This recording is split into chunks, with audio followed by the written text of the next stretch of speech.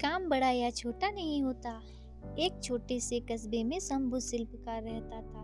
वह पहाड़ों से बड़े बड़े पत्थर तोड़कर लाता और उसे आकार देकर मूर्तियां बनाता। इस रोजगार में मेहनत बहुत ज्यादा थी, आमदनी कम। दिन भर धूप पसीने में काम करते हुए शंभू पत्थर तोड़ता। यह काम उसके पूर्वज भी किया करते थे। शंभू काम करते हुए सोचता है, यह छोटा मोटा काम करने से क्या फायदा, ठीक से 2 वक्त की रोटी भी नसीब नहीं होती। मैं बड़ा आदमी बन जाऊं तो काम भी ज्यादा नहीं करना होगा और बैठकर आराम से मौज करूंगा। एक रोज वह ऐसे नेता को देखता है जिसके आगे पीछे हमेशा भीड़ रहती है। उसको हाथ जोड़कर प्रणाम करने वाली सैकड़ों लोग खड़ी रहती है। शंभू ने नेता बनने की ठान ली। कुछ दिनों में वह नेता बन गया।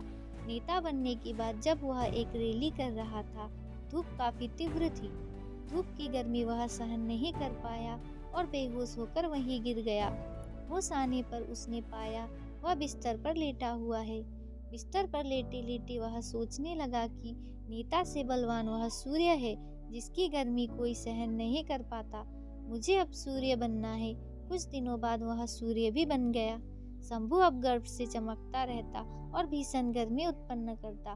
तभी उसने देखा एक मजदूर खेत में आराम से काम कर रहा है। उसने गर्मी और बढ़ाई, मगर मजदूर पर कोई फर्क नहीं पड़ा। विचार किया तो उससे मालूम हुआ ठंडी ठंडी हवा पृथ्वी पर बह रही है। तब शंभू ने विचार किया, हवा बनकर मैं और शक्तिशाली बन जाऊंगा। कुछ दिनों बाद वह हवा बन गया। हवा बनकर वह इतराता इतलाता उधर उधर घूमने लगा। अचानक उसके सामने विकराल पर्वत आ गया, जिसके पार वह नहीं जा सका। तब उसने सोचा, मैं इससे भी बड़ा पर्वत बनकर रहूंगा। कुछ समय बाद वह विशालकाय पर्वत बन गया। अब उसे अपने आकार और शक्तिशाली होने का घमंड हो गया। कुछ दिनों बाद उसे छेनी हथौड़ी की आवाज परेशान करने लगी। वह काफी परेशान हो गया।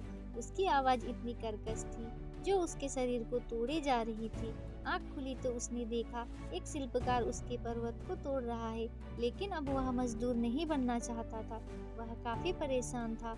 नींद खुली तो उसने आईने में पाया वह जो विशाल पर्वत को भी तोड़ने का साहस रखता है, वह तो स्वयं वही है। कोई भी काम छोटा या बड़ा नहीं होता, सभी के कार्य अपने अपने हैं। किसी भी कार्य को करने में हिचकिचाना नहीं चाहिए, बल्कि गर्व का अनुभव करना चाहिए।